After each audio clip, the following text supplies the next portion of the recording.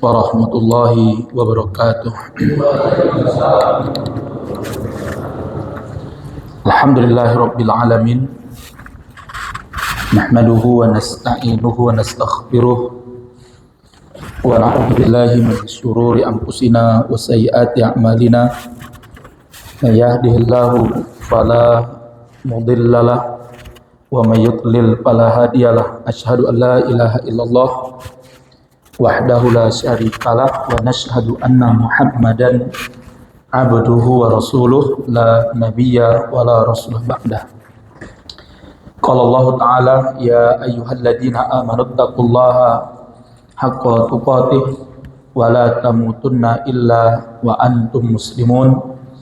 Wa qala Rasulullah sallallahu alaihi wasallam inna asdaqal hadis kitabullah wa inna afdalal hadyi hadyu Muhammadin sallallahu alaihi wasallam wa inna syarrul umuri muhdatsatuha wa kullu muhdatsatin bid'ah wa kullu bid'atin dhalalah wa kullu dhalalatin finnar.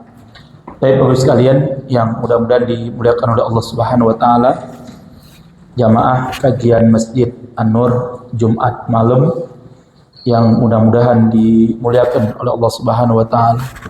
Alhamdulillah, pada pertemuan yang lalu kita sudah membahas satu tema berkenaan dengan Ahlul Bait dan keturunan Rasulullah sallallahu alaihi wasallam. Dan Rasulullah memiliki keturunan cucu yang kemudian berkembang menjadi banyak jumlahnya, turun temurun. Itu adalah hanya dari anak ibunda Fatimah, itu terutama sahabat Hasan dan sahabat Husain. Adapun anak-anak Rasulullah dari cucu Rasulullah dari anak-anak beliau yang lain, yaitu ibunda Zainab, kemudian ibunda Ruqayyah, semua cucu beliau meninggal dunia ketika masih kecil. Kalaupun ada yang hidup, yaitu ibunda Umamah, ibunda Umamah bintu Abil As, putri dari ibunda Zainab. Kemarin sudah kita bahas bahwa ibunda Zainab ketika menikah dengan sahabat Abul As punya 2 orang anak yang merupakan cucu Rasulullah, yaitu Ali. Ali meninggal di waktu masih kecil, kemudian punya anak perempuan namanya Umamah. Dan Umamah inilah yang kemarin ketika Rasulullah sholat pernah digendong, sehingga para ulama sepakat boleh kalau sholat gendong gendong bayi. Yang nggak boleh gendong mboke bayi, kabotan. Jadi boleh gendong anak, itu boleh. Lah Umamah ini hidup sampai besar, dan kemudian nanti menikah dengan sahabat Ali, sepeninggal ibunda Fatimah. Karena ibunda Fatimah ini bibinya, maka sahabat Ali tidak menikahi Umamah kecuali setelah Fatimah meninggal dunia, karena tidak boleh menikahi dalam satu waktu antara bibi dengan keponakan, atau menikahi 2 orang saudari kandung, kecuali orang-orang yang menyimpang dari Islam. Biasanya ada orang-orang yang nyari pesugihan. Dulu ada di tempat saya itu seorang pengusaha jati itu, kayu jati itu.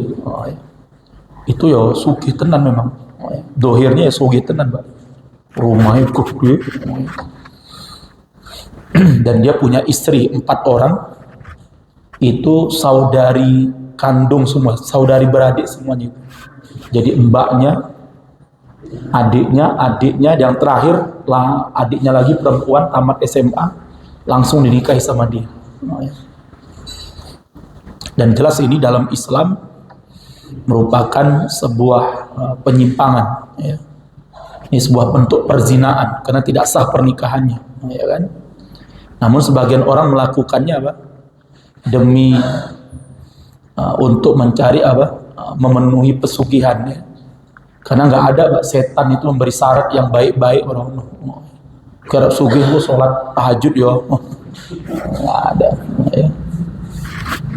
Nah, sewaktu itu saya kira Muslim, ya. Kemudian saya tanya-tanya sama warga yang ada di situ. Alhamdulillahnya bukan Muslim, kafir, ya. Kok kafir, sakarmu gitu kan, ya. Nah, jadi, dan ini fakta, ya, artinya fakta. Ada orang yang mengumpulkan saudari kandung, ya, bahkan sampai 4 itu dikumpulkan sama dia. Nah, itu dalam rangka untuk memenuhi syarat setan, ya. Maka kita tidak boleh melakukannya. Kalau ingin melakukannya, kata Allah, harus dengan sesuatu yang telah lampau. Maksudnya apa? Salah satu dari keduanya apa? Telah meninggal atau cerai, ya, maka kemudian boleh untuk dinikahi. Nah, maka anak keturunan Rasulullah dari Ibunda Fatimah lah yang nanti besar dan kemudian banyak berjumlah, ya, terutama dari sahabat Hasan dan Husain. Dan kemarin sudah kita bahas beberapa ketentuan, ya, yang berlaku pada ahlul bait ini. Nah, ya. Bagaimana hukum menikahi ahlul bait Nabi oleh orang yang bukan ahlul bait Nabi? Boleh, nah, ya. Kecuali istri Rasulullah Sallallahu Alaihi Wasallam. Nah, ya. Selain istri Rasulullah boleh dinikahi, nah, ya. Sekalipun yang menikahinya bukan sesama ahlul bait Nabi, bukan sesama apa, keturunan Rasulullah, ya. Walaupun tradisi di zaman sekarang biasanya apa, mereka menjaga nasab itu, ya, sehingga biasanya para habaib itu, anak-anak mereka tidak akan menikah kecuali dengan Habibah juga, ya.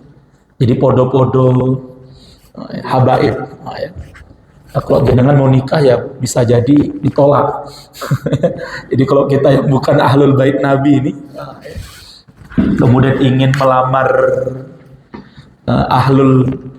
keturunannya Rasulullah, ya, atau dari keturunannya sahabat Ali, ya. Kalau saya lebih tepatnya keturunan sahabat Ali, ya. Walaupun sebagian ulama mengatakan boleh keturunan itu dari anak perempuan, ya.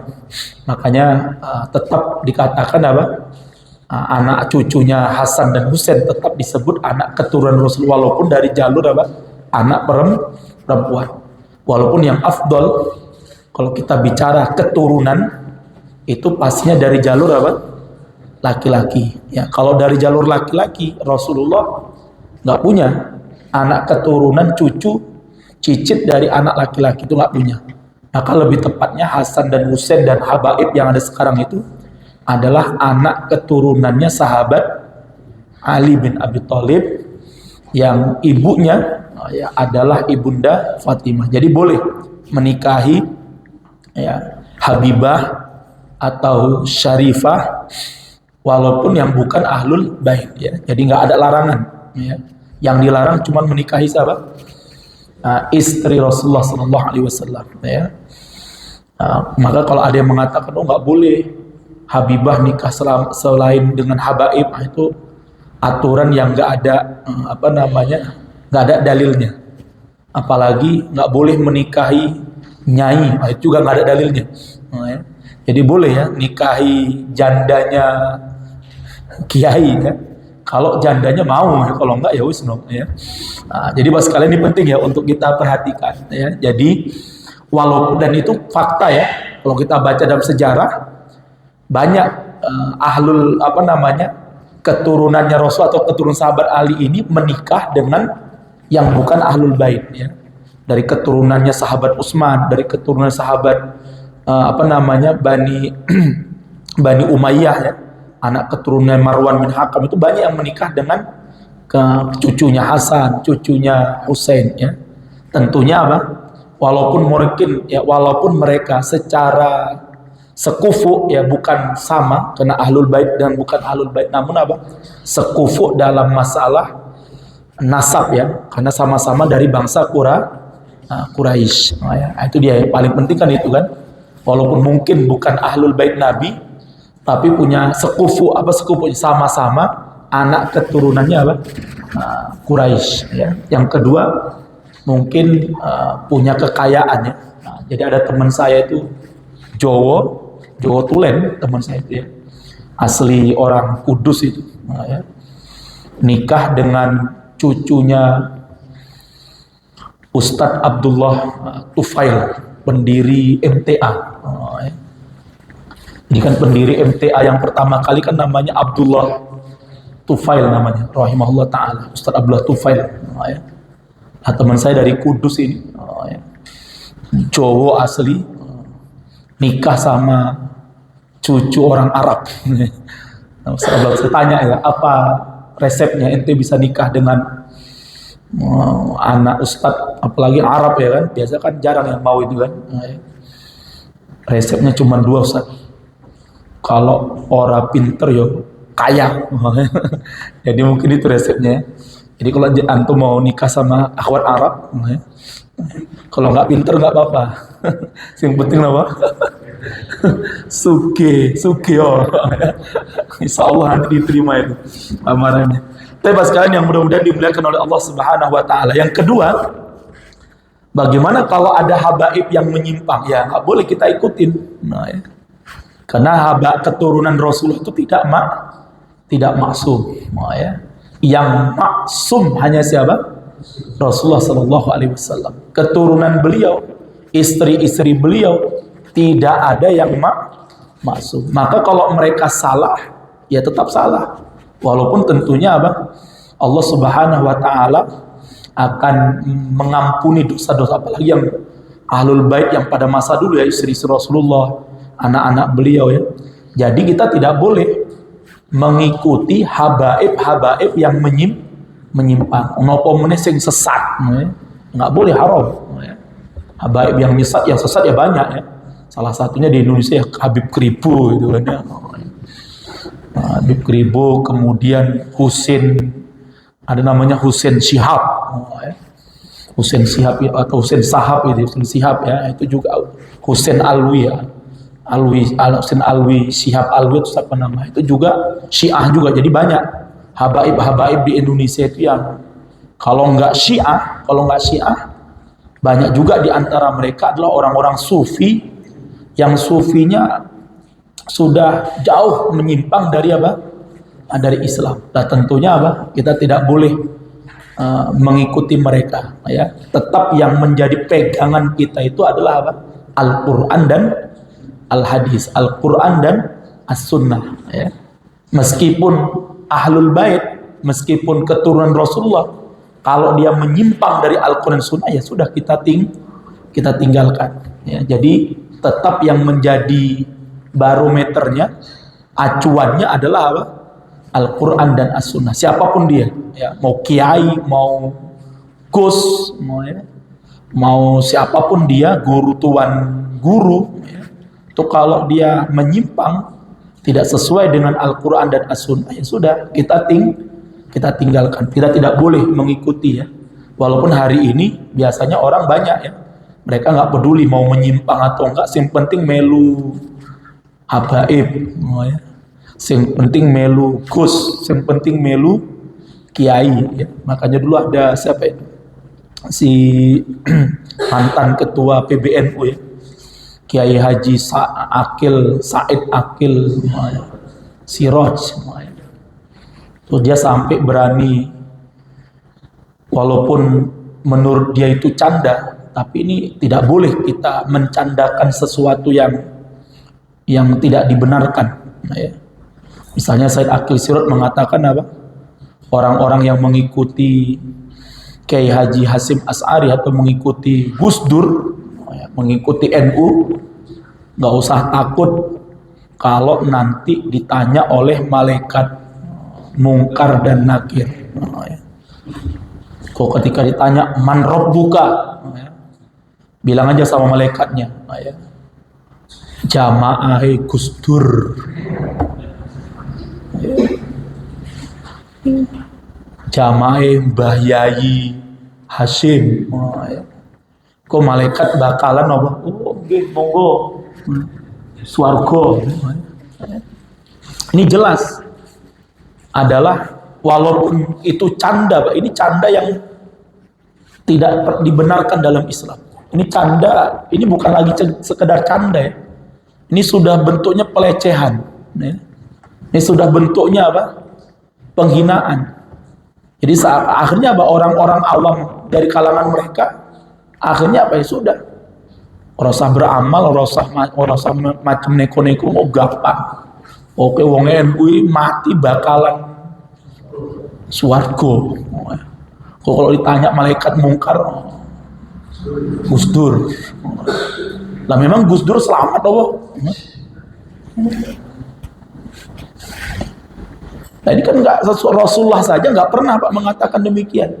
Bahkan Rasulullah ingatkan itu ya. Wahai orang-orang Quraisy, wahai Bani Hashim, ya, wahai Bani Abi Thalib kata Rasulullah. Wahai Fatimah bintu Muhammad, ya, sungguh kata Rasulullah, aku tidak bisa menyelamatkan kalian nanti di akhirat. Nggak bisa kata Rasulullah. Ya. Rasulullah saja nggak bisa menyelamatkan apa anak-anaknya. Nanti kita tanggung jawab sendiri-sendiri di hadapan Allah Subhanahu wa Ta'ala. Ya. Lah apalagi Mbah Yayi Hashim, nopo meneh Gus Dur. Nah, Rasulullah aja nggak ada. Lah makanya pas kalian, jadi kalau dibilang radikal, orang-orang NU itu banyak yang radikal. Ini harus kita sampaikan. Karena selama ini selalu mereka menuding kita ini radikal. Ya kan? Padahal kalau kita mau bedah itu, NU itu oke sing radikal.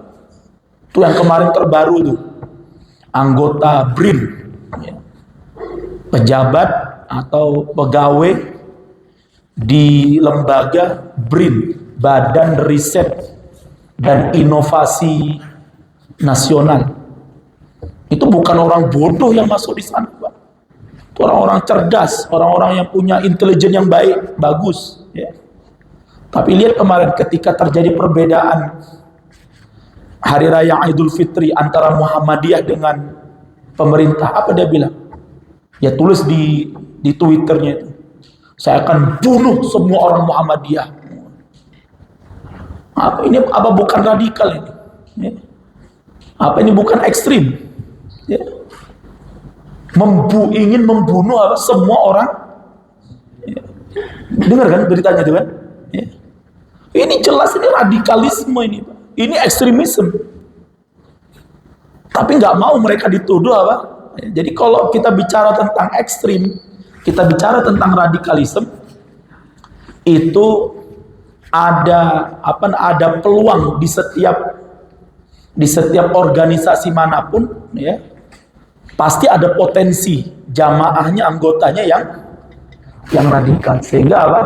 Ya, suka akhirnya Allah bukakan yang itu kan ya. Selama ini mereka nuding ya, kita ingin membunuh, ingin memerang, ya. Buktinya tiba-tiba nulis, dan itu ternyata tokoh penting juga di NU itu yang kemarin itu, dan ditangkap orang di yang sudah dilaporkan oleh Muhammadiyah, kemudian ditangkap itu ya. Karena ini jelas ancaman ya. Yang dibunuh bukan mung siji tok loh. Kabeh wong Muhammadiyah. Ya. Nah, kita seharusnya menghadapi perbedaan ya. Walaupun saya waktu itu ya tetap sholatnya hari Sabtu gitu kan, ya misalnya hari Sabtu. Tentunya kita, karena itu sudah menjadi istihad dan itu sudah maklum ya dari sejak dulu ya. Tidak boleh kemudian kita melakukan apa?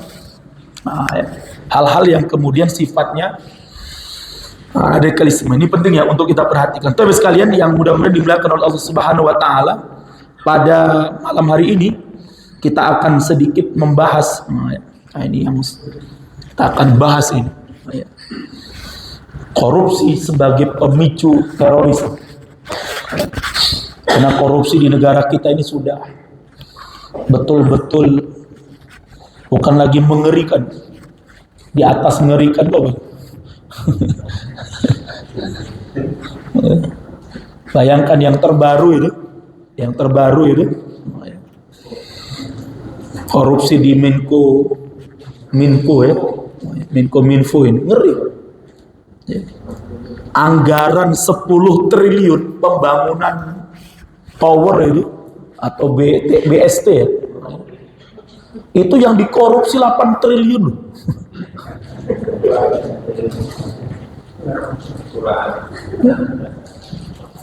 Berarti berapa yang dikorupsi itu? 80%. Yang diterrealisasi berapa?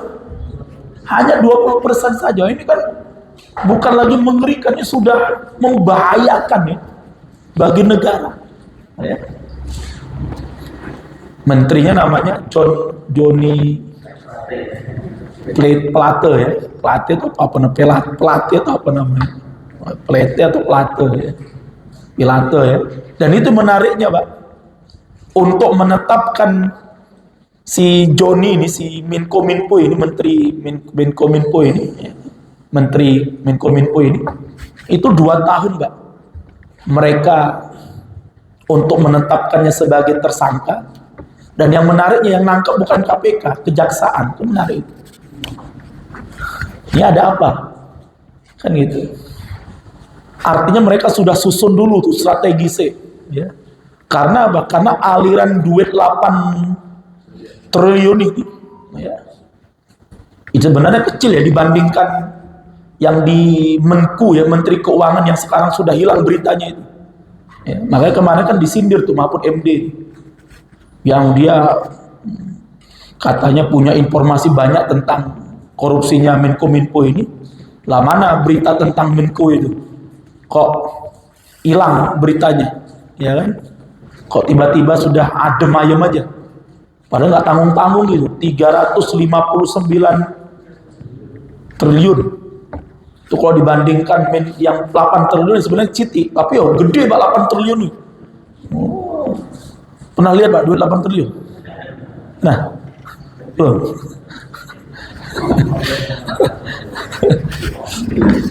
Oh, mungkin duitnya kalau 100 ribuan mungkin nggak cukup ruangan ini mungkin. Oh, ya mungkin ya, saking banyaknya. Nah, artinya aliran dananya ini udah kemana-mana ya. Sampai saya baca kemarin tuh aliran dananya itu sampai ke saham jual gorengan. Asing jual gorengan itu sopo itu mengalir duitnya itu sampai ke saham orang jual gorengan ini, jual gorengan, kemudian uang elektronik dalam bentuk apa kripto atau apa namanya itu, ya, dan sebagainya ya. Bahkan yang menarik kemarin dilaporkan oleh majalah Tempo itu, ya, aliran duit ya dari BST ini, korupsi di Menkominfo 8 triliun itu, maka aliran dana terbesar atau yang pertama kali mengalir itu ke sosok seseorang yang itu adalah suami dari Puan Maharani, ya. Karena dia adalah pemegang tender pemasangan dan pengadaan tower ini, ya. Itu orangnya namanya apa? Namanya siapa inisialnya itu? Dan itu adalah suami dari Puan Maharani. Nah pertanyaannya adalah, berani nggak kejaksaan sama KPK ngutik-ngutik si suami ini Puan Maharani ini? Maka itu yang kemarin ditantang oleh si Surya Paloh itu, ya. Saya bukan nggak terima Johnny Paloh itu ditangkap boleh, tapi apa? Ayo buka-bukaan, transparansi. Ini duit kemana aja alirannya? Ya, maka Mahfud MD kan bilang tadi, banyak aliran tidak masuk ke tangan-tangan orang-orang tuh yang bahkan sampai ke partai. Tapi apa kata Mahfud MD? Nah itu nanti tergantung yang punya kuasa meninggal. Berarti kan Mahfud MD orang wani. Oh, berhadapan dengan suami ini puan marah nih, misal ya kalau mang tuh terlibat, ya akan berhadapan karomboe no.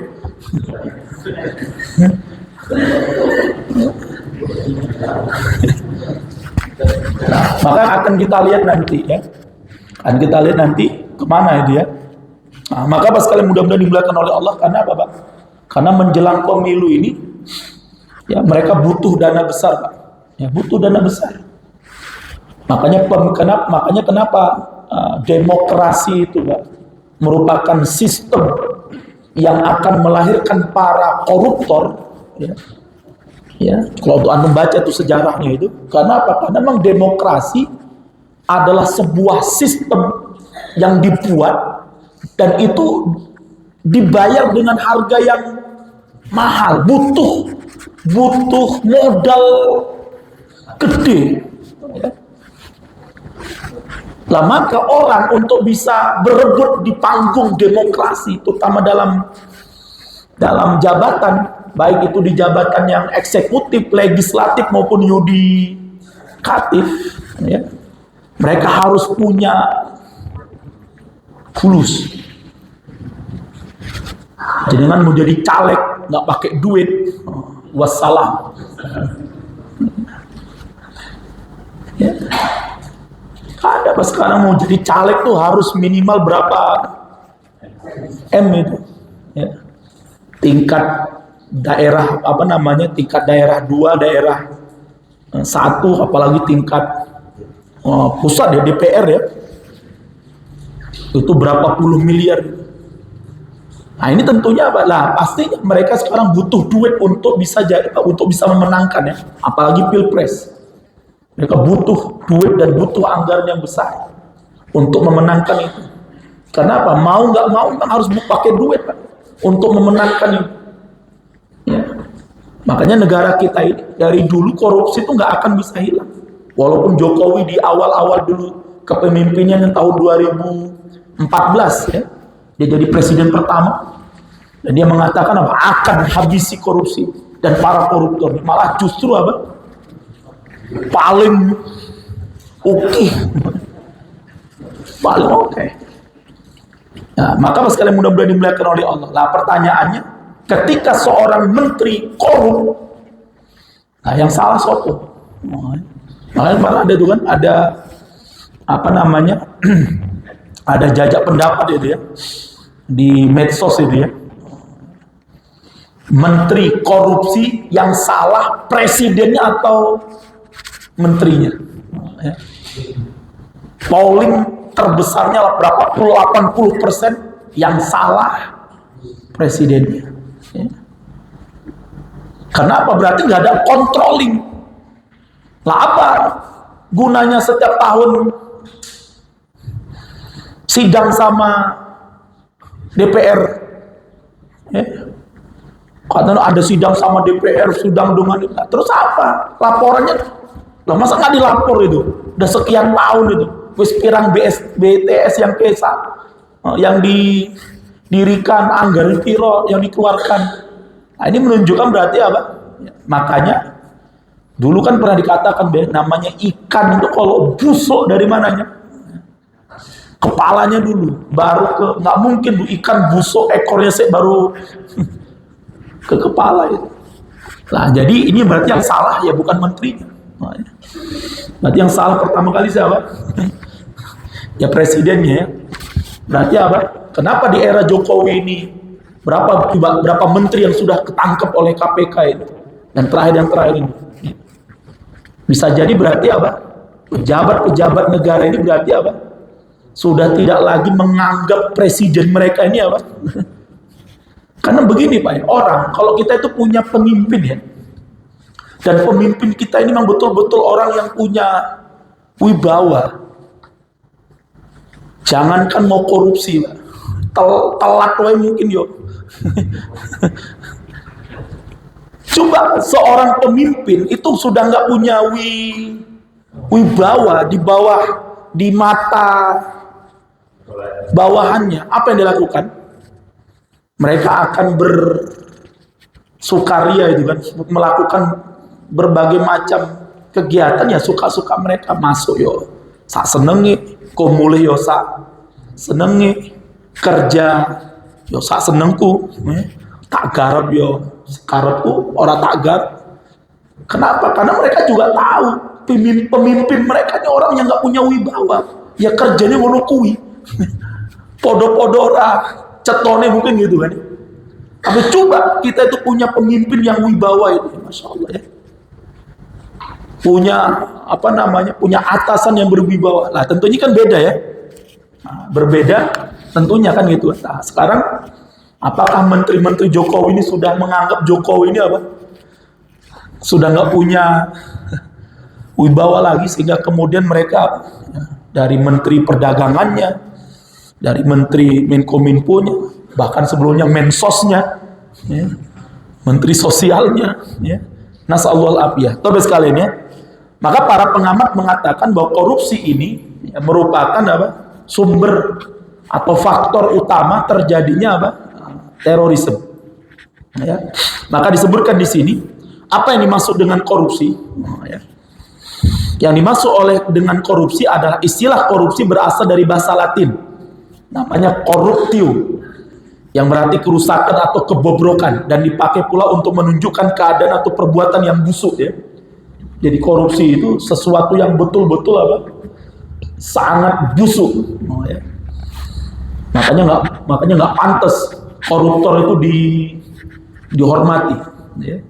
Ini sekarang ya kita juga nggak tahu ya penjaranya koruptor di dalam tepi. Ya, apakah dihormati ataukah ya, jangan-jangan mereka ya hanya pindah tempat tidur. Dalam praktek berdasarkan undang-undang yang bersangkutan, korupsi adalah tindak pidana yang memperkaya diri sendiri atau orang lain atau suatu badan yang secara langsung atau tidak langsung merugikan keuangan negara dan perekonomian. Menurut Black's Law Dictionary, korupsi adalah perbuatan dilakukan dengan maksud untuk memberikan suatu keuntungan yang tidak resmi dengan hak-hak dari pihak lain secara salah menggunakan jabatannya atau karakternya untuk mendapatkan suatu keuntungan ya. Termasuk kita ini banyak kerja ini istilah uang tips itu juga hati-hati. Nah, ya. Para ulama masukkan uang tips ya, uang tips itu termasuk bagian daripada korupsi. Nah, ya. Kalau uang tips itu diberikan oleh seseorang yang menyangkut pekerjaan kita, sedangkan kita sudah mendapatkan gaji.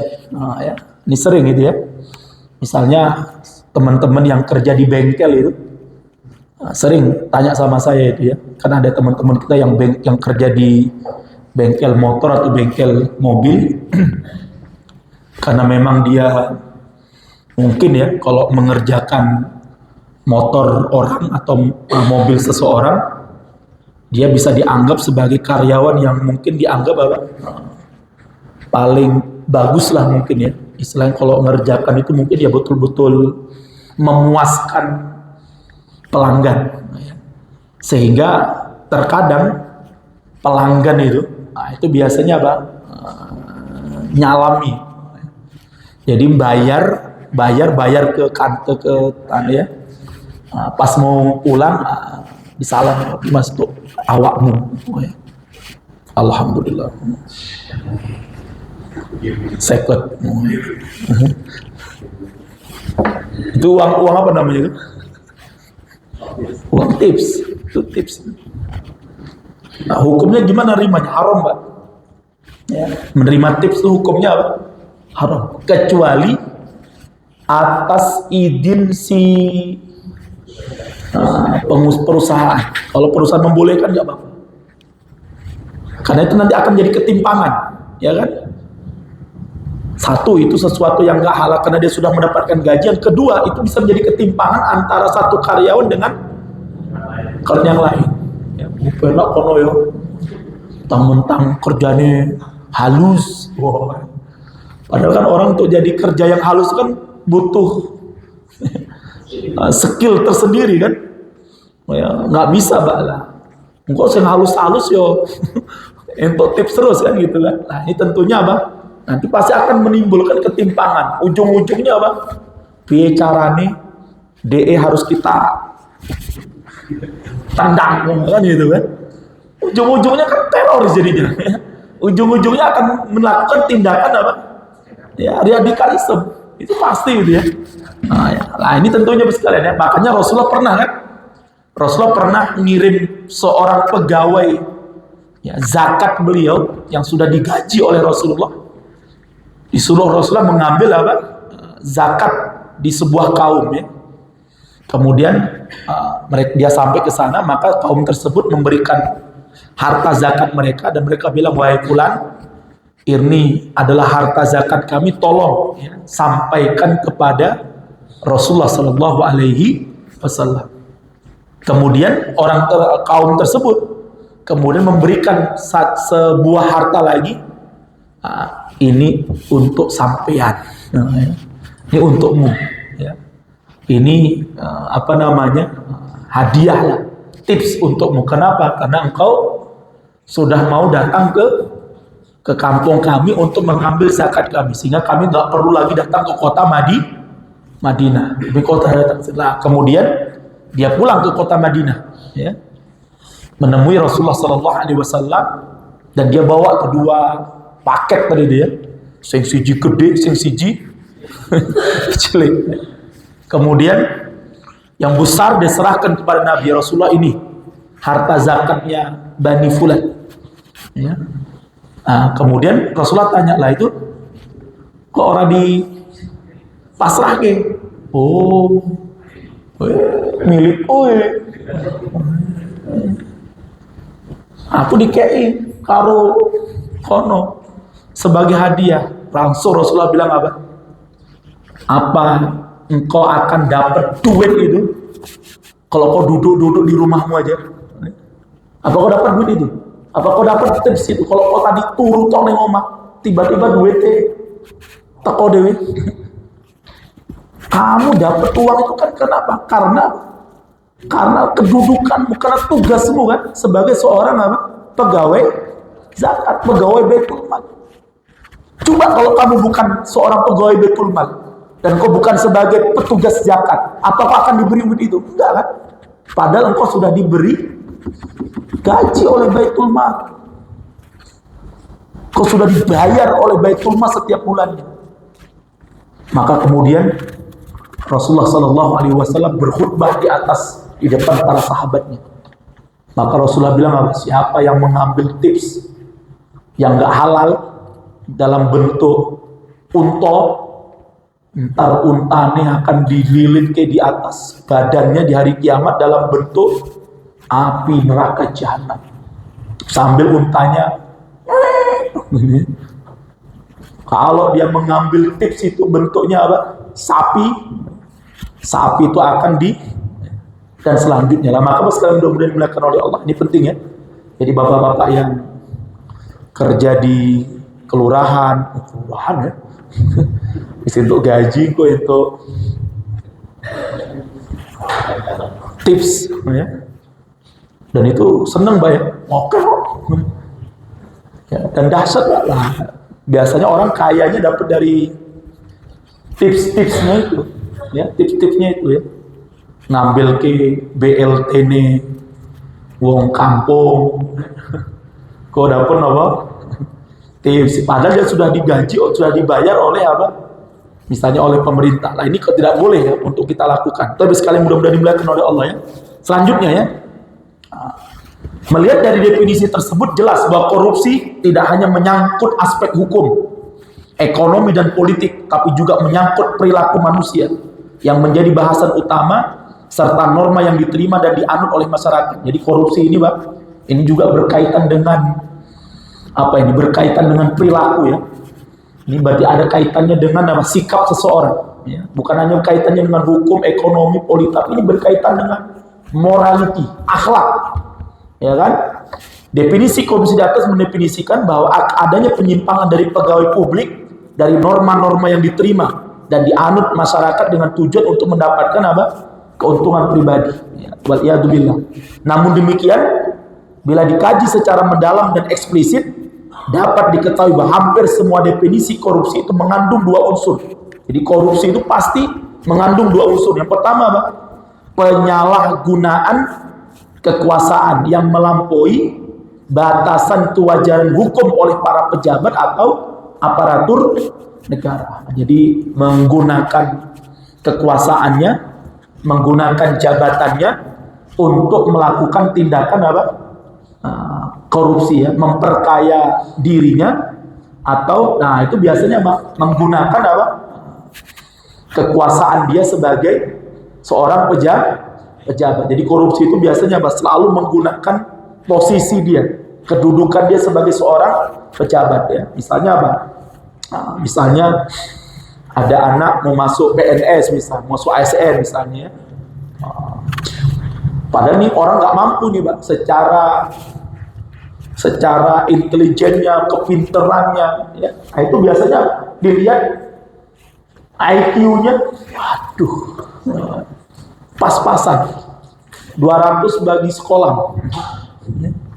Lihat nilai IP kuliahnya di bawah 2, tapi ISO lulus. Karena apa? Dia sebagai pejabatnya, dia sebagai kalau ada apa?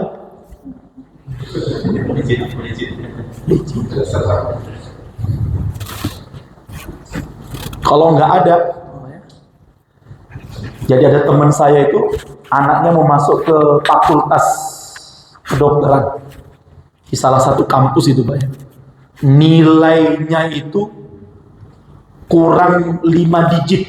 Jadi kalau untuk masuk nilai rapotnya itu misalnya kalau nilainya 7 misalnya, nilai rata-ratanya itu 7 misalnya, anaknya ini kurang 5 digit, 6,95. Berarti kurang berapa?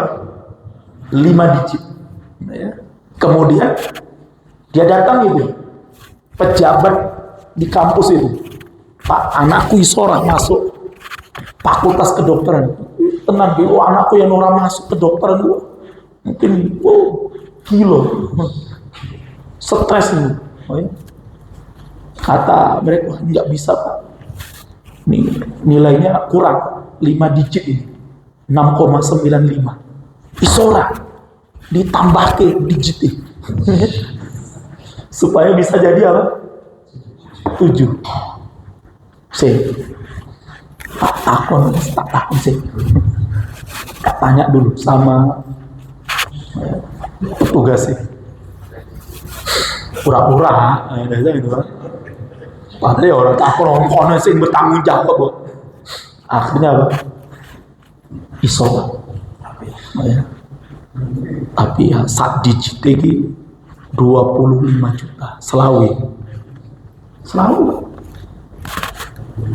Jadi nanti nilainya kita bisa dongkrak ya, itu jadi nilai 7 karena kurang 5 digit ini.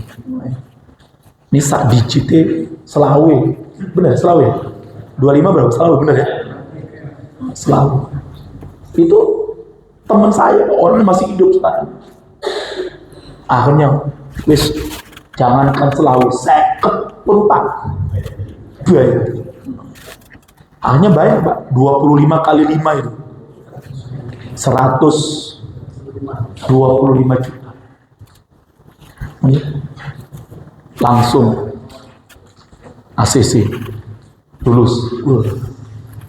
Menggunakan apa? Posisi, kedudukan dan jabatan dia untuk kemudian apa? Memuluskan sebuah sesuatu demi mendapatkan apa? Keuntungan pribadi atau rekan-rekan. Menunggu 10 dia dapat 50 juta kan dah mendingan ya. Sisanya bagi-bagi rektor selawe biar aman ya. Dan itu yang terjadi kan. Makanya ditangkap rektor Universitas Lampung itu. Memang Lampung memang dahsyat ya. Sampai kemarin dikritik sebagai provinsi Dajjal. Karena jalannya rusak macam-macam. Itu dia, Pak. Jadi ingin masuk kuliah lewat jalur belakang. Nah, jalur belakangnya harus bahasanya jalur mandiri. Ya, Bang, jalur mandiri, Pak. Jalur yang mandiri ya dari Bank Mandiri mungkin. Ya. Jadi kita harus pahami betul, Pak ya. Nah, makanya kita harus hati-hati ya. Jadi, maka Bapak sekalian, jangan sampai kita menggunakan apa? Jabatan kita untuk mencari suatu keuntungan pribadi. Nah, ini hati-hati ya. Misalnya Ustadz ya, Ustadz ini peluru. Nah, ini kan bahaya juga ya. Ustadz peluru, jamaah sijil. Jadi jangan menggunakan apa? Mentang-mentang. Ustadz roh ini biro papat ya. Ustadz ngomong sijil papat sini. Nah, itu nggak boleh. Itu kan sama juga itu kan ya. Nah, jadi ini kita juga hati-hati ya. Jadi jangan menggunakan apa? Nah, ya. Apalagi itu di luar ya. Kalau di luar batas-batas kewajaran ya. Kan kalau di aturan negara kan ada ini ya, ada kalau apa namanya, kalau seperti ini masih dianggap apa?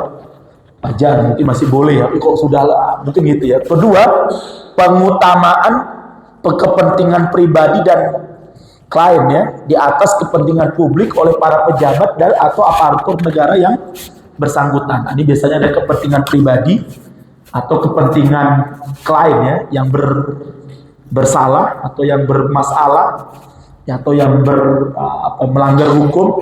Nah, itu biasanya apa? Mereka menggunakan cara-cara tertentu untuk kemudian melanggar aturan. Dari definisi di atas, maka beberapa unsur yang melekat pada korupsi. Nah, ini penting Pak ya. Jadi ada 5 ya. Ada 5 perkara yang melekat pada korupsi itu. Yang pertama, tindakan mengambil, menyembunyikan, menggelapkan harta negara atau masyarakat. Yang pertama kali itu ya. Yang kedua, melawan norma-norma yang sah dan yang berlaku. Ketiga, penyalahgunaan kekuasaan atau wewenang atau amanah yang ada pada dirinya. Keempat, demi kepentingan diri sendiri, keluarga, kerabat, korporasi atau lembaga instansi tertentu.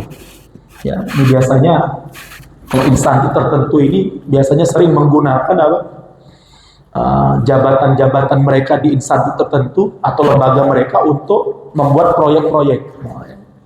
Biasanya di kelurahan itu ya. Misalnya dari Polri misalnya ya. Ini Polri ingin memberikan pemahaman kepada seluruh kepala desa di sebuah kabupaten tingkat Polres, misalnya Kapolresnya apa? Itu tentang bagaimana menangkal isu terorisme dan radikalisme. Buat proyek, kumpulkan semua kepala desa neng hotel ini cuk ya. Padahal uang Mojo Songo. Padahal di Solo ya oke. Tapi kan sisan lah. Bayangkan Pak, adik saya itu baru aja pulang kemarin dari Jogja itu ya. Proyeknya apa? Proyeknya mempelajari cara mesin untuk menghancurkan sampah itu. Ada kata adik saya, padahal kita di Aceh sana itu wong geso. Wong berduwe omah jembar-jembar sampai dewe-dewe gak usah pakai mesin, dibakar we.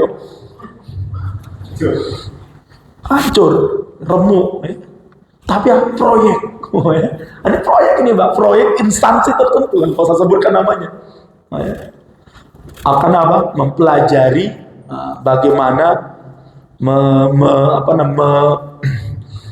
mendaur ulang sampah. Padahal Pak, di Aceh sana, kampung saya itu Pak, di kampung saya itu jarak rumah saya dengan tetangga saya itu bisa setengah kilo Pak. Oh, ini gue tong sampah loh, jebar. Dikumpulkan berapa kepala desa itu, Kabupaten Aceh Tamiang itu 256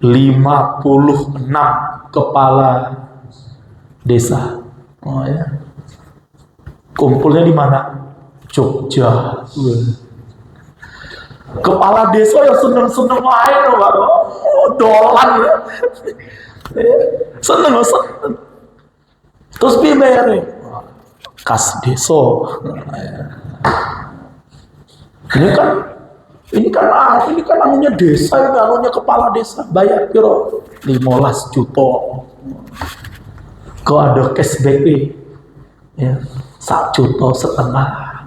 Sangu kepala desa. Berarti yang masuk ke panitia berapa? 13,5 juta kali 256 kepala desa. Taruhlah pesawat Medan Jogja itu Pak, kalau langsung itu normal itu, taruhlah satu paling mahal-mahalnya pol-pol ya 1,5 juta loh ya, itu mahal-mahalnya. PP telung juta yang normal loh ya.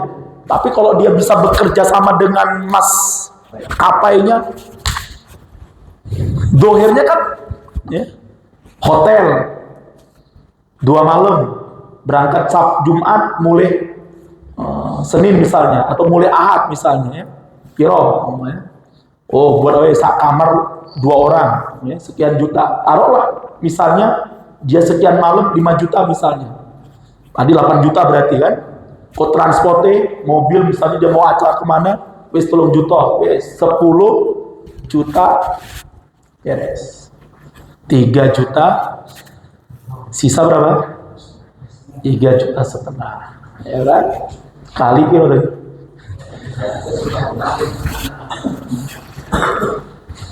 Adik saya berangkat Jumat sampai Jogja malam Sabtu ya. Sabtu pagi nelpon, Bang, suntuk aku di hotel nih Bang. Terus jemputlah, jalan-jalan gitu. Loh, caranya ngurusi sampah. Alah, kok desa ya, suruh bakar kampung. Terus nggak ada kegiatan orang, no. Wis rampung tadi malam pembukaan. Nah terus kalau ini kan khawatir gitu Bang. Kalau uang desa kemudian dijadikan sebagai apa? Ngertinya warga, ya kan gitu kan? Ngerti nih masyarakat, Masya Allah. Pak Datuk belajar daur ulang Jogja. Rakyat kan nyangka nih kono kan, pemulih untuk ilmu. Pada tekan Jogja, dolan-dolan nih.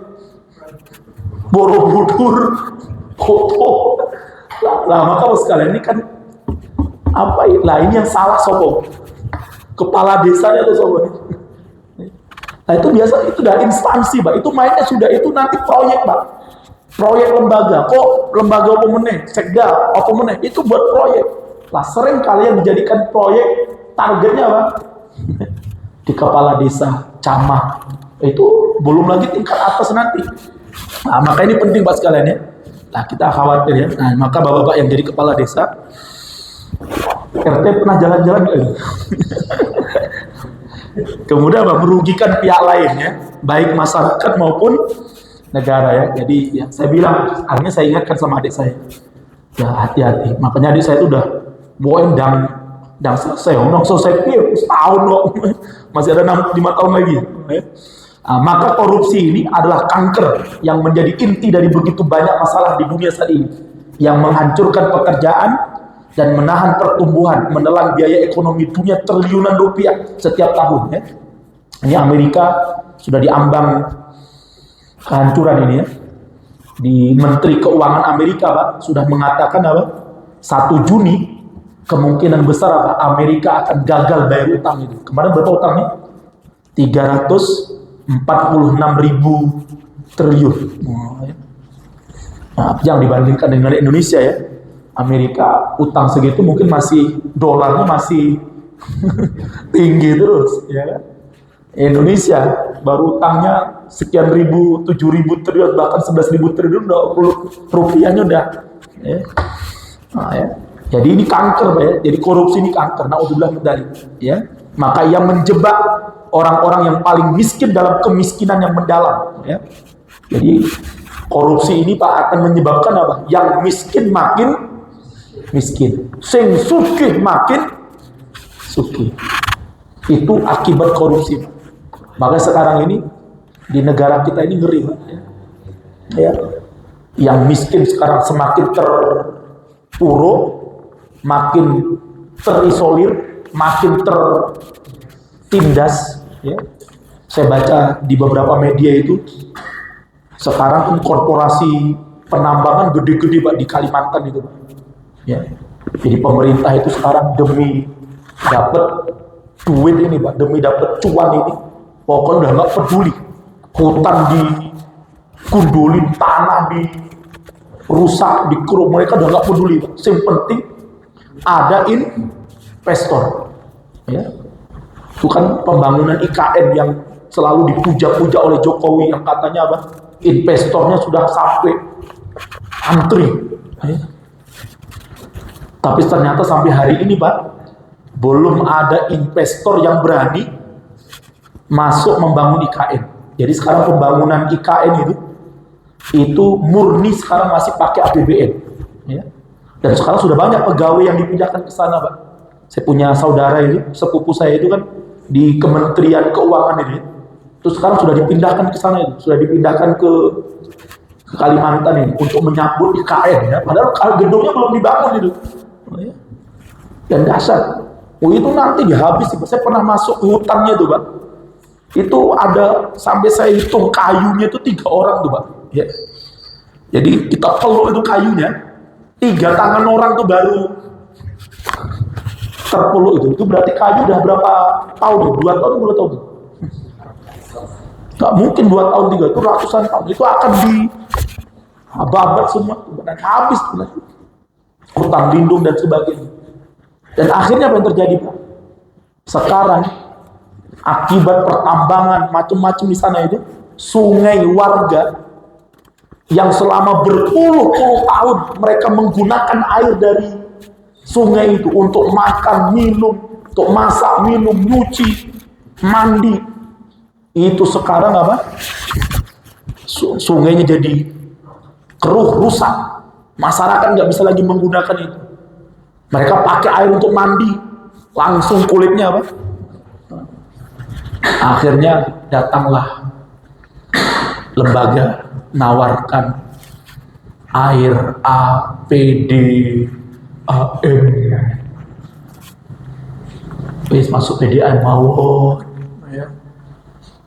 Harganya murah, ya. Wis rosah neng sungai.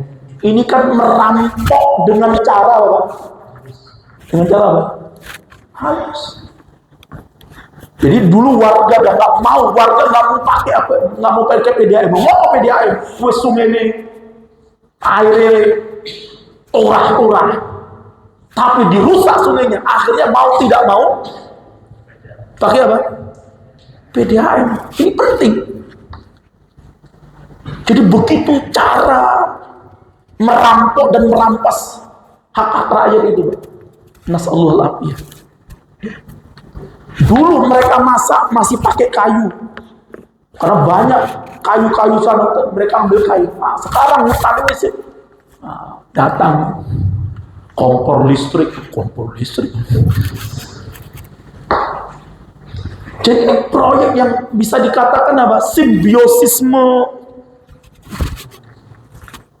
saitonisme mungkin ya, bukan mutualisme lagi. Dan itu sudah saling keuntungan, sudah saling menguntungkan di antara mereka. Ya. Lah, maka pas kalian mudah-mudahan dimuliakan oleh Allah ya. Nas'al. Jadi ini udah kanker ya. Jadi yang miskin semakin apa? Miskin. Yang kaya semakin. Bayangkan hari ini saya baca laporan kekayaannya Nadiem Makarim, yang melaporkan kekayaannya di satu tahun ini itu naik 3,6 triliun. Jadi kemarin tahun yang lalu dia laporkan kekayaannya itu masih 1, berapa triliun itu. Tahun ini hartanya sudah bertambah menjadi 4, sekian. Jadi naiknya setahun itu bukan jutaan, Mbak.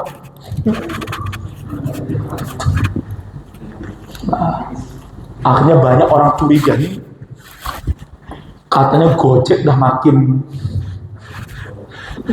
mulai oleng, sudah banyak sekarang sebagainya. Kok naik kedemen.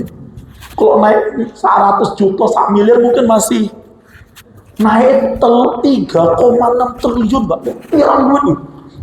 Wah, nasallallahu alaihi ya. Mudah-mudahan nggak korupsi, mudah-mudahan. Ya. Lah, ini Pak sekalian. Jadi yang miskin semakin apa? Miskin, yang kaya semakin apa? Dan sekarang Mbak itu sudah merambah di mana-mana. Kemarin ada seorang ustadz kita meninggal dunia karena virus kencing tikus ya. Makanya sekarang kita hati-hati yang punya rumah ya oke. Kemudian tikusnya berdasi.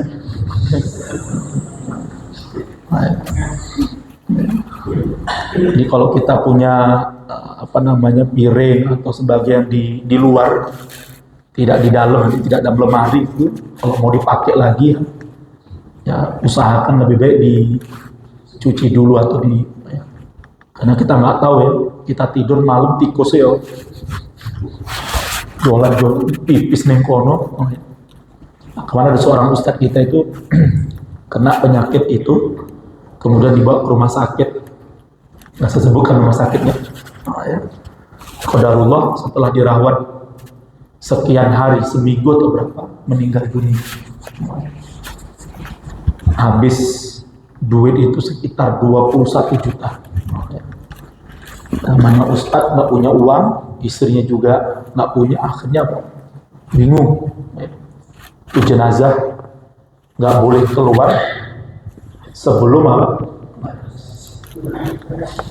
Alhamdulillah ada seorang jamaah ya, donatur, tetangganya langsung marani ke rumah sakit, tanya berapa Mbak biayanya, habisnya 21 juta. Nggih pun kula sing tanggung jawab, kula sing akan menjadi yang tanggung jawab terhadap harta bayaran ini. Ya, ini silakan tolong Mbak, jenazahnya segera dikeluarkan ya, karena sudah ditunggu sama keluarga itu, karena sudah meninggal beberapa jam berikut sebelumnya kan, karena keluarga udah pada nunggu ingin jenazah dikeluarkan. Ini suami saya ke rumah ngambil duit, nggak boleh Mbak, nggak bisa, duitnya harus takosek. Saya ini nggak pulang Mbak, saya akan nunggu di sini. Nggih Bu, jenengan nunggu wonten menapa, tapi nggak bisa keluar jenazah, duitnya harus. Bahkan laporan dari ibu ini Pak, itu suami sudah di parkiran ngomong, Mbak, berapa sudah di parkiran loh, duit wis di parkiran nih, tolong jenazah segera. Nggak bisa Bu, duit astagfirullahaladzim, la haula wala quwwata. Masya Allah, riba ya.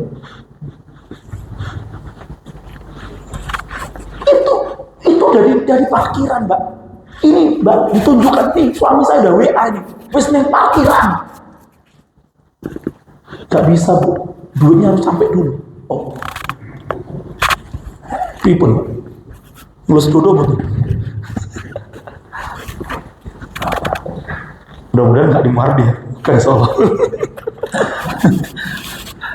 Jadi sampai segitunya Pak hari ini Pak ya. Jadi sekarang kita coba, maka bener orang miskin dilarang sakit ya. Makanya berdoalah Pak ya, nggak usah masuk rumah sakit.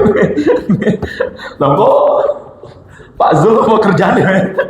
Insyaallah ya. Jadi kita bismillah ya. Nah, ya.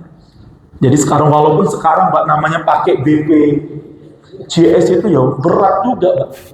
Nggak tertangani secara ya. Saya bawa anak saya tuh Pak, saya bawa anak saya ke rumah sakit, anak saya sakit tipes ini, bawa ke rumah sakit Indriati. Langsung ditanya sama yang bayar mandiri atau BPJS, bayar mandiri. Langsung Pak untuk kamar. Masuk, anak saya masuk kamar, kan kamarnya yang ada 2 ranjang ya. Ada 1 kamar 2 ranjang di kelas, berarti kelas berapa? Kelas 2 ya, kelas 1 ya. Kalau di Indriati kelas 1 tapi besar ada 2 itu ya. Nggak lama saya masuk, datanglah pasien lagi, juga anak yang sakit juga sebelahnya. Kemudian tanya sama istri saya, jenengan udah lama Bu masuk rumah sakitnya? Baru tadi jam 4-an langsung dapat kamar. Lah jenengan? Saya dari jam 9 pagi. Dari jam 9 pagi Bu saya nunggu. Ya. Bayar mandiri juga BPJS. Alasannya katanya nggak ada kamar. Jadi kita sekarang Pak, jenengan bayar BPJS pun Pak, itu ya juga terlunta juga ini. Ya. Makanya saya tuh kalau dulu nggak terpaksa Pak, ya orang buat. Tapi karena memang udah ada terpaksa ya, bismillah kan itu kan. Pokoknya saya ngambil kelas 3 aja lah, saya murah. Ya. Karena kalau nanti saya sakit, walaupun saya nggak akan berdoa itu kan. Bayar DWW, selagi mampu bayar aja Pak. Nggak usah jaga gitu loh. Kalau bisa, kecuali kalau memang dalam perkara-perkara yang mungkin nggak mungkin kita bayar, karena mahal dan besar mungkin menggunakan BPJS lah. Maka sekalian yang mudah-mudahan dimuliakan oleh Allah ya. Yang mudah-mudahan ya, kita selalu dijaga oleh Allah Subhanahu wa taala ya. Ya. Korupsi juga mencuri sumber daya vital dari sekolah dan rumah sakit. Oh, ini ngeri nih ya. Obat-obatan. Saya ketemu dengan mantan manajer di kalau punya BUMN itu apa? Bukan Kalbe, kimia. Ya. Kimia Farma itu kan punya BUMN. Ya, yang kalau yang swasta kan banyak ya, Sanbe Farma, ada Kalbe Farma ya. Nah, saya ketemu Pak habis pengajian, ketemu dengan mantan manajer di Kimia Farma. Dia sudah keliling ke beberapa provinsi ini, semua cerita Pak, wah ngeri Pak. Obat itu ngeri Pak. Itu sudah mainnya Pak. Makanya obat-obat itu kenapa mahal Pak, apalagi kalau sudah kena dokter-dokter spesialis ya. Itu dia kalau mau pakai obat itu Pak, dia minta dulu, saya akan pakai obat jenengan, tapi tolong kalau orang duwe omah tolong bangunkan rumah space-nya gini-gini ini. Wah, dihitung gampang Pak. Ya. 2 miliar. Sudah akhirnya Pak, dia akan ambil obat itu dan diberi target. Ya, 10 tahun harus apa? Lunas. Kamu harus jualkan obat ini 10 tahun lunas. Lunas omahmu. Dan itu sudah menjadi tradisi Pak di kalangan ya mereka ya. Ibaratkan seperti itu. Sehingga kadang-kadang Pak, jangan kaget ya kalau kita berobat di rumah sakit apa dokter-dokter spesialis, obatnya nggak ada yang generik ya. Tuh obatnya udah kelas. Karena mau tidak mau apa? Nah, walaupun mungkin ada juga yang soleh insya Allah ya. Mudah-mudahan ada lah ya. Mudah-mudahan. Apalagi sekarang nih kan aturan baru berkaitan dengan rumah sakit ini ya, dengan dunia profesi dokter ya. Jadi kan kalau dulu kan dokter boleh jual obat, ya. Aturan yang terbaru kan nggak boleh. Ya. Jadi dokter tuh kalau mau jual obat dia harus pisah antara rumah dengan apa itu? Tempat jual obatnya mungkin gitu kan ya. Jadi dokter tuh hanya boleh apa? Ngobati aja, nggak boleh. Nah, kemarin ada yang tanya itu kan dokter ya. Tapi kalau diem-diem jual obat tanpa apa? Tanpa sepengetahuan dari dinas kesehatan, kira-kira halal boten. Ini kan dokter ya, karena dokter tuh dilarang jual apa? Jual obat. Jadi kalau dokter itu mau buat ini kayak apa namanya apotek gitu, maka apoteknya nggak boleh lagi di rumah sekarang, Pak. Harus terpisah. Karena mungkin selama ini mungkin terjadi korupsi sebagai, saya nggak tahu juga itu ya, kemungkinan terjadi lah. Nah kemudian dokter ada yang tanya itu ya, gimana Ustaz kalau saya jual obat, tetap jual obat tapi meneng-meneng wae, diam-diam aja. Nah, ya. Apa itu halal nggak hasilnya? Nah, ya. Ini butuh kajian juga ya. Karena orang mukmin itu kalau sudah terikat dengan satu syarat ya harus apa? Nah, ya.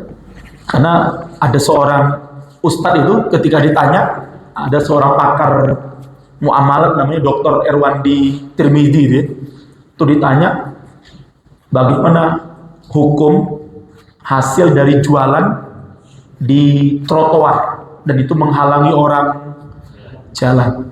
Kata beliau hasilnya nggak halal. Kenapa? Karena tolim. Nah, makanya Pak kalau jualan yang di trotoar ya tutup jalan, tambah peneh ya. Nah, ini juga penting ya. Wallahu a'lam bishawab ya. Jadi masalah korupsi di seluruh dunia sudah cukup dikenal ya. Para diktator, penyelundup senjata dan warlords mengandalkan korupsi untuk mendanai kekerasan terhadap rakyat mereka sendiri. Korupsi bukan hanya dalam bidang ekonomi, namun juga dalam sistem hukum dan politik yang menopangnya, yang begitu merusak di begitu banyak negara ya. Maka kalau kita lihat di sini nih, Menteri Koordinator Bidang Politik, Hukum dan Keamanan Menko Polhukam Mahfud MD menyebut setiap orang Indonesia bisa mendapatkan uang 20 juta setiap bulan tanpa kerja.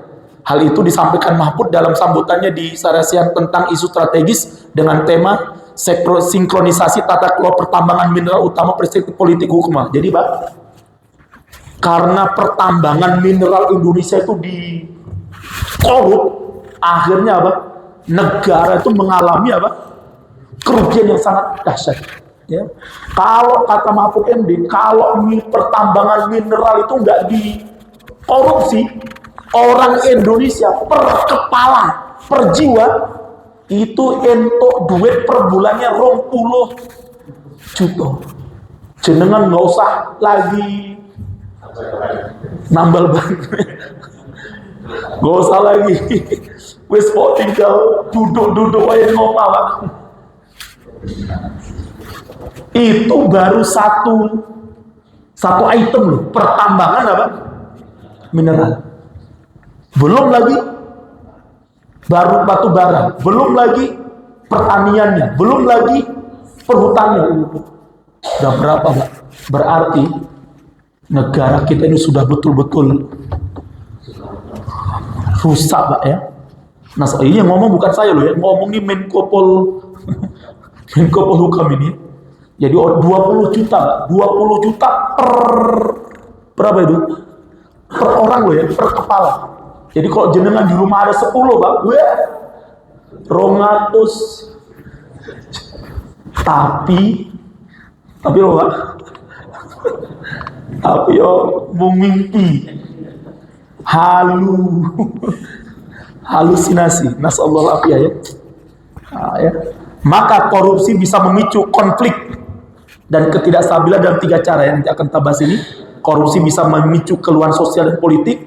Jika korupsi telah mengubah negara di seperangkat itu yang menyediakan barang publik ke dalam sejumlah institusi yang akan dimanfaatkan untuk keuntungan pribadi, maka negara menjadi semacam hadiah yang harus diperebutkan. Nah, sekarang negara kita jadi perebutan. Korupsi dapat merusak kapasitas dan legitimasi negara dengan merampas sumber daya dan dengan misalokasi. Korupsi melemahkan kemampuan negara untuk menyediakan layanan publik utama, termasuk keamanan. Makanya kemarin menarik itu, Pak. Terakhir ya, Indonesia kan, Presiden Jokowi kan menghadiri pertemuan negara Bapak kemarin G7, ya.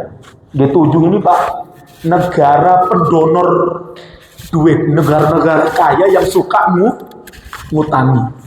Maka Pak, beritanya di Indonesia Pak, Jokowi jadi bintang. Lah iya loh, ngutang. Oke, ya bintang. Ya negara-negara pemberi utang ya seneng loh, dianggap jadi apa? Bintang. Kenapa? Penyokong duit mereka Pak. Alhamdulillah. Kapan meneh utang lagi? Ya. Jadi kecuali Jokowi ke sana masuk menjadi tambah satu negara pemberi utang, nah, itu jadi bintang. Tak jempoli Pak. Nah kalau jadi bintang